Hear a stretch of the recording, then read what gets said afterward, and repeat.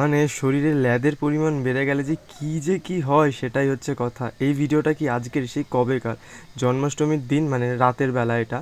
তো যেহেতু এবার আমরা জন্মাষ্টমী করেছিলাম ওপরের ঘরে, তার জন্য মানে কোনো ওয়ার্ল্ড ফাল বেশি ভালো ছিল না, তার জন্য একটা কাগজ দিয়ে ফার্স্ট ইয়ে করে দেন আমরা কাগজগুলো মেরে তারপরে যেহেতু গোপালের পরের দিনকার আমরা জন্মদিন সেলিব্রেট করেছিলাম, তো তার জন্য ওখানে আমাদের জন্মদিনে যেমন আমার ব্যাকগ্রাউন্ড বেলুন হ্যানা ট্যাগ ফ্যাগ যেরকম আমরা করে সাজাই সেরকম আমিও সাজিয়েছিলাম গোপালের জন্মদিনে। তো পরের দিন সকাল থেকেই কাজ বাজ করা আরম্ভ হয়ে গেছিলো। ওই ঘরে রান্না করছে মা, কাকিমুনি, দিদি, আর এইদিকে আমি সাজাচ্ছিলাম, কারণ এই সমস্ত দায়িত্ব কিন্তু আমারই থাকে।